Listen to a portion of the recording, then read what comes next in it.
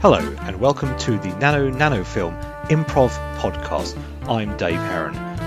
This podcast is about my trials and tribulations associated with improv comedy and doing it, performing it, rehearsing it.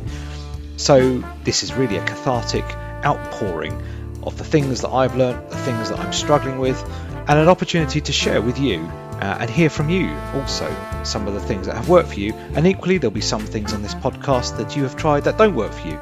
It's all very subjective. My experience level is, well, I've had a few years experience doing improv. I've taught a bit of improv. I've performed with a whole range of exciting and talented improvisers and learnt from sets that have gone well and sets that haven't gone well. And this is all part of an evolution for me as well. So you're very welcome in joining me on this podcast.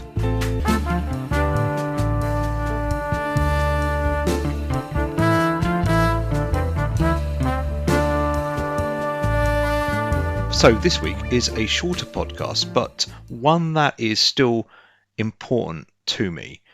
And that's the idea that sometimes I'm quite hard on myself. And I've spoken to a lot of different improvisers who also share a similar type of feeling. Now, this certainly happened a heck of a lot when I first started doing improv.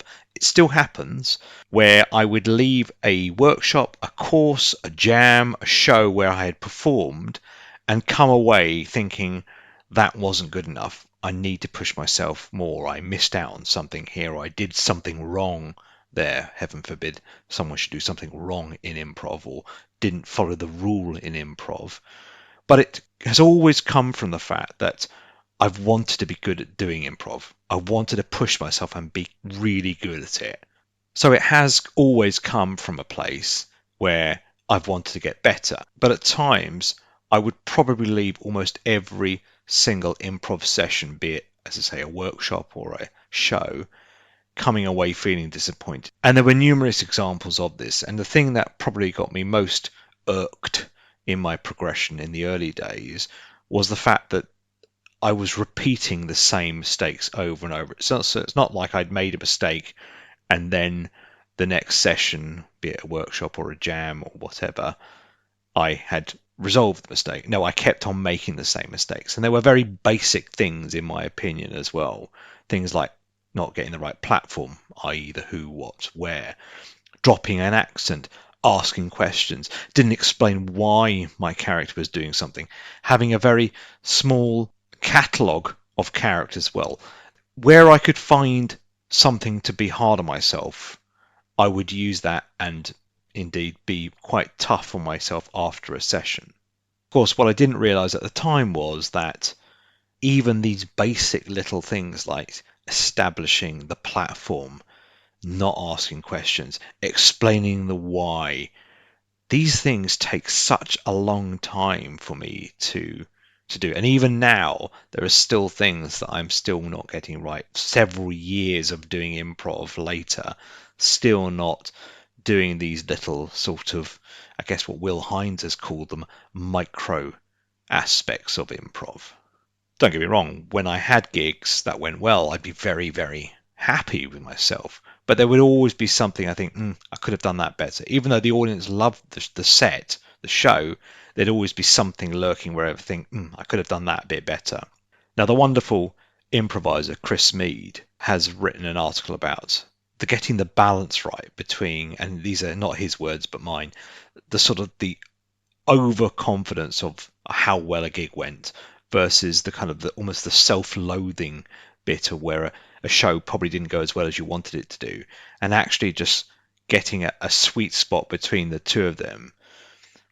There's an old football or soccer phrase, which is you're only as good as your last game that you played. And I think the same applies to improv as well, and that's exactly what Chris Mead talks about. You're only as good as your last set, in effect. And when he wrote that article and I read it, I remember thinking this applies directly to me. I need to try to find that balance where I'm not too hard on myself. This is supposed to be fun, right? This is something I'm supposed to aspire to. And ultimately, does anyone ever truly get to the perfection of improv? I would argue probably not. I think people get very good at it. Well, in terms of that ultimate perfection, that's something that is the beauty of improv. It's something you know you're never going to quite achieve, but something you can certainly work very hard at getting very good at. So finding that sweet spot is something that I've tried to get better at over time. But I still do get flashes where I am hard on myself after sets. And a couple of examples that come to mind are recent ones where I did a set with the Gammas in London. I did a set with them where it was only a small number of us, and the stage lights weren't working correctly. They were just fixed on red. And we had agreed beforehand to be aware that the lights were red and to try and avoid scenes that would perhaps be anger driven or have some kind of negativity about them. But even then, I found myself in a scene with my fellow improvisers doing a negative scene, and I had to catch myself in the scene and change the mood from being negative to being positive. Another thing that I noticed in the same set actually was that I was doing some musical improv, and I found myself getting frustrated even during the song that I couldn't rhyme in the song, and I was struggling to find a rhyming word in that song as well, despite the fact that actually the audience really enjoyed the song, and overall I really enjoyed doing the song as well. But I found myself chastising myself afterwards for the fact that I had become too negative when we had agreed beforehand to keep the mood relatively positive, and the fact that I couldn't rhyme in a song. Now, I'm sure you listening to this now are probably thinking, is that something to be really hard about yourself? The answer is no, it's not. And that's just what happens. We all get quite hard on ourselves, and I am very guilty of doing that. So I've tried to become more kind of self-aware, and separately outside of improv, I do quite a bit of meditation. And that has helped raise my awareness around everything in my life, improv included.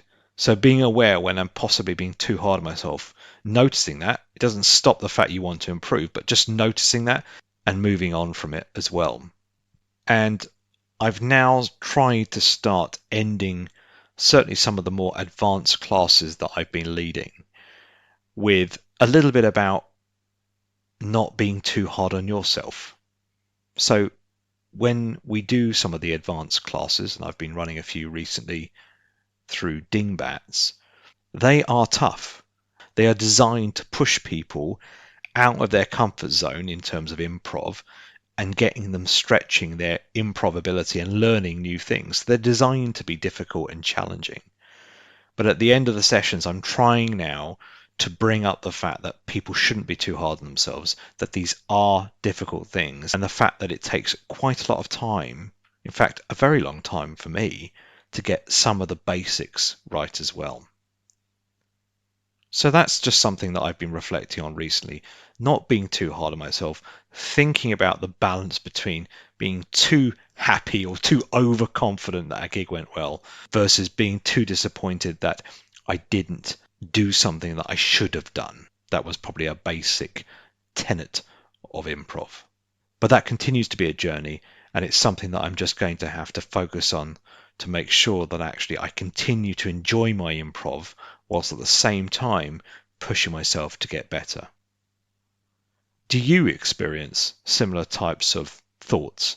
Are you hard on yourself? What sort of things do you beat yourself up about on as well? And how have you tried to make sure it doesn't pull you down and make you begin to sort of not enjoy the improv?